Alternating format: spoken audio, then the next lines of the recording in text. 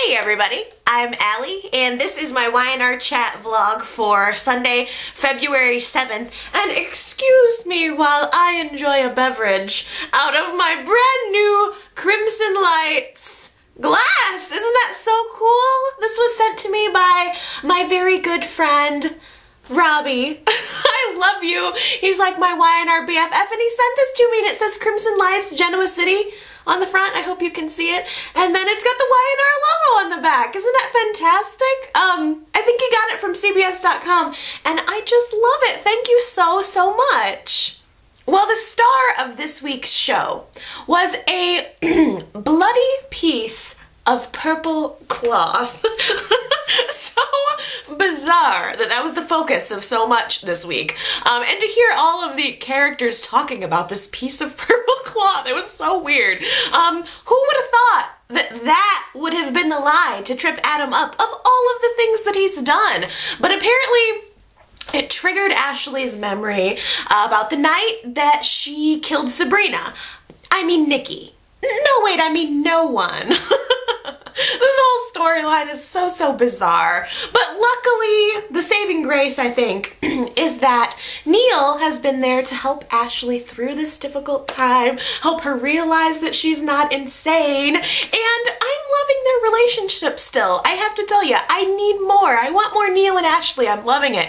And, don't you think that Ashley looks gorgeous lately? Am I the only one that's noticing this? She has these huge ringlet curls in her hair. And most of the week she was wearing this bright red silk top, and it was just fabulous. And she has a really great body too. So I'm just wondering, maybe you're wondering, when are we going to be seeing Neil and Ashley in bed? Phyllis is on to Adam, with the help of just about everybody in Genoa City, which is great. Phyllis is teaming up with Neil to try to figure out what's going on with him. Phyllis ran into Rafe this week. I love Rafe, and we got to see Rafe's new beau. Actually, Sharon ran into Rafe too, and it was a very awkward, I'm the man who slept with your lying snake of a husband kind of moment between Sharon and Rafe. But more importantly, I have a question I have to ask you guys. I'm so curious to know if you've seen this. For the last 3 times that I've seen Rafe on the show, and I love Rafe, by the way, total Rafe fan, but for the last 3 times that I've seen him on the show, his right eye is weird. Has anybody noticed that Rafe has a weird eye? It's like a lazy eye, but he never had it before. I never noticed that he had a weird eye before until now. It's like he had a stroke or something that affected one of his eyes, and now one of his eyes kind of hangs down sort of weird. I don't know. Has anybody else seen that? I've been meaning to mention it, and finally I wanted to get it out there. So leave me a comment and let me know if anybody else has noticed Rafe's weird eye. But anyway, back on track. One way or another, Adam's lies are definitely going to be catching up with him soon. And I think that the baby secret has got to be revealed sooner or later. Hopefully sooner rather than later. Sharon and Nick had a moment this week where they were alone with Faith at the bookstore. And of course they're looking at her, talking about how similar she is to Noah, not knowing that it's actually their child. I don't know.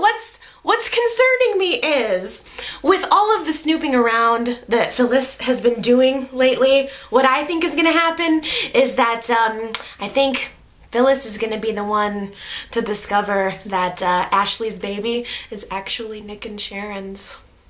New Tucker is growing on me, which is a surprisingly smooth transition considering I liked the old Tucker, but he's got a totally different attitude. He's very commanding, he's got a good presence, and I really like his horn-rimmed glasses, those dark glasses that he wears, and then he puts them on and then takes them off and puts them into his front breast pocket. I'm liking him, definitely, but I'm mad at him, of course, for all of the things that he's doing, especially this week, breaking up with Jill, just like that. Their relationship was over. I don't know, it was so cold. It was like he just got what he wanted from her and tossed her aside. And in the preview for next week, she confronts him in his office and she basically says to him, like, how could our relationship have disappeared so quickly? And did anything that you say actually mean anything?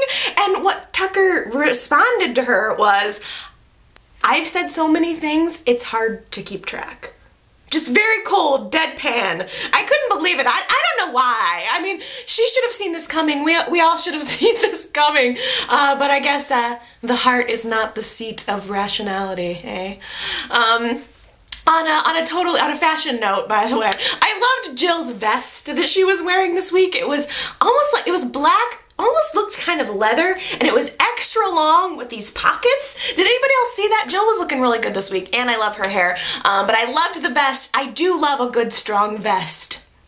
I am totally enjoying the fight for Jabot this week. It's by far the most exciting storyline, I think. And we had an excellent twist. We found out that Victor and Adam and Nick are actually working together to get Jabot. So Victor firing Adam, fighting with him at the athletic club, the Restless Style article, it was all a trick. It was all planned. What a great twist. And the Newmans, Victor and Adam and Nick have this sneaky and awesome operation going. Like, it's very James Bond. Adam is on the inside, and while Nick and Victor kind of work the field, and they work together to make a copy of Tucker's desk keys, and Victor going to the bookstore.